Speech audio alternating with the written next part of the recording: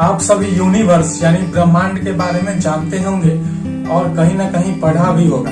जानते हैं तो अच्छी बात है, नहीं जानते हैं तो और भी अच्छी बात है, क्योंकि जानते हैं तो वह इस वीडियो से अपना फिर से रिवाइज यानी कि पुनरावृत्ति कर सकते हैं, और जो नहीं जानते हैं उनके लिए तो अवसर है कि वह ब्रह्मांड और उसकी रचना के बारे में जान सकते हैं। तो सबसे पहले जानते हैं कि ब्रह्मांड क्या है, यानी व्हाट इज यूनिवर्स।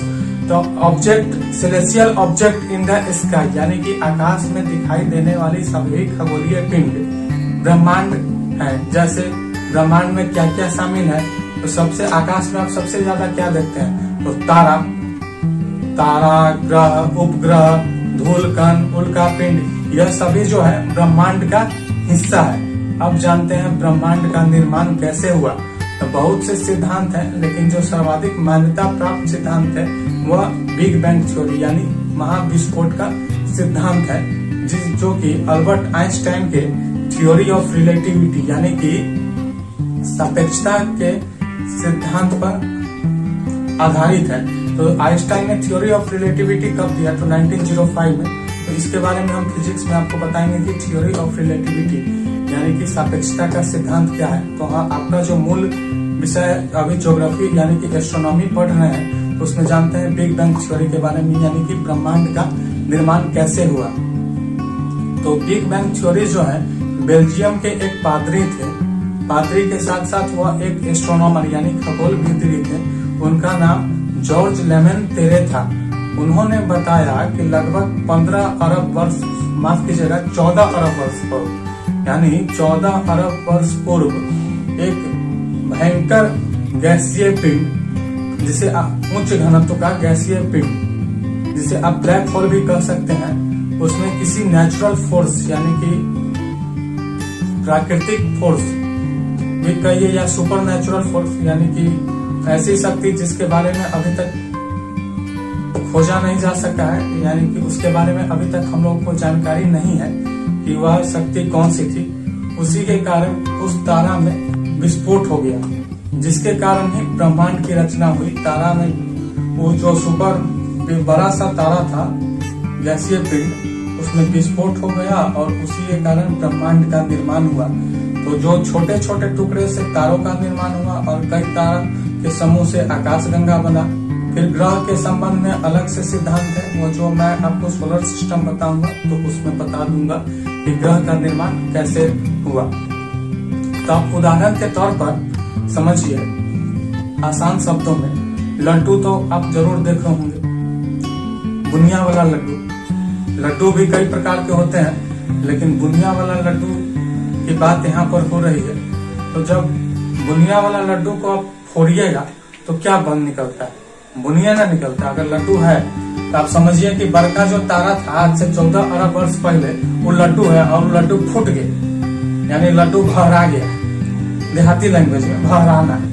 तो जो भरा गया, जो बुनिया निकला, वही तारा बन गया। और जो कभी कभी आप मंदिर जाते होंगे तो भीड़ के कारण पुजारी जी जो प्रसाद देते हैं, तो एगो लड्डू को तोड़ के छोटा थोड़ा थोड़ा बुनिया प्रसाद देते हैं। तो उसमें आपके हाथों में अगर लकी होंगे तो ज्यादा बुनिया का गुच्छा यानी कि 10-12 बुनिया का समूह आएगा, लेकिन अनलकी होंगे तो 5-6 बुनिया का भी समूह आएगा।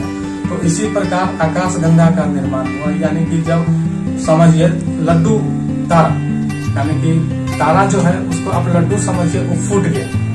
लड्डू तोड़ दीजिएगा तो बुनिया हो गया, तो बुनिया छितरा गया पूरा जगह, तो उससे तारा बन गया। कई जगह बुनिया जो है उससे एक दूसरे के नजदीक यानी करीब करीब सट गए, तो उससे आकाश गंगा का निर्माण हुआ।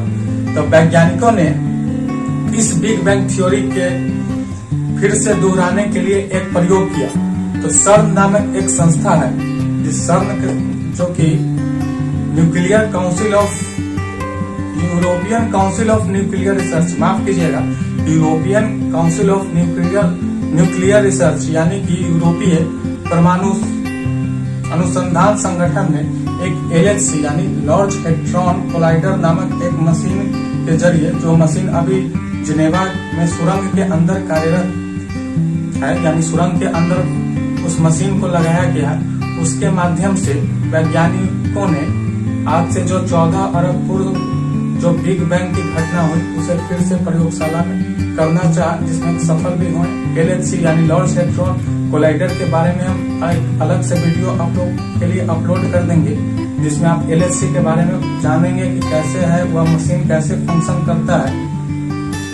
तो होयल नामक यानी बिग बैंग थ्योरी के वैकल्प यानी विकल्प के आधार पर, यानी कि कोई भी चीज का जब खोज हो जाता है ना, तो उसके विकल्प में भी, ऑप्शनल के रूप में भी कुछ न कुछ आ जाते हैं। यानी कि अगर एगो इलेक्ट्रिक बाइक निकलता है, अगर मान लीजिए बजाज अगर इलेक्ट्रिक बाइक निकाल दिया तो हीरो कंपनी भी इलेक्ट्रिक बाइक का मॉडल निकाल देती है। तो उसी प्रकार एक होयल नामक एस्ट्रोनॉमर यानी खगोलविद थे, जिन्होंने स्थिर थ्योरी ऑफ स्टेडी स्टेट यानी कि स्थिर अवस्था की परिकल्पना प्रस्तुत की, उसमें उन्होंने बताया कि ब्रह्मांड का जो विस्तार है वह ब्रह्मांड हमेशा एक समान गति से, ब्रह्मांड का जो विकास हो रहा है वह एक समान ही हो रहा है, यानी यूनिफॉर्म हो रहा है, जिसको वैज्ञानिक मान्यता नहीं मिली। वैज्ञानिकों ने इसे सिरे से खारिज कर दिया।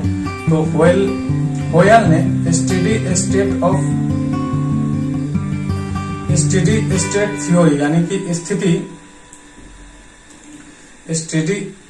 स्थिति अवस्था संकल्पना प्रस्तुत किया, जिनमें उन्होंने बताया कि ब्रह्मांड जो है का विस्तार जो है एक समान हो रहा है, जो जिसे वैज्ञानिकों ने सिरे से खारिज कर दिया। एडविन हब्बल ने बताया कि ब्रह्मांड जो है फैलते जा रहा है, यानी कि तारा जो है एक दूसरे से धीरे धीरे गुरुत्वाकर्षण के कारण दूर होते जा रहे हैं। तो अब आकाश में, यूनिवर्स में क्या है, या तो तारा है और न तो तारा के बीच में स्पेस है। तो स्पेस यानी कि अंतरिक्ष और तारा, यही मिलकर यूनिवर्स का निर्माण किया। तो आई होप कि आप बिग बैंग थ्योरी के बारे में समझ गए होंगे। मिलते हैं अगले वीडियो में, तब तक के लिए जय हिंद।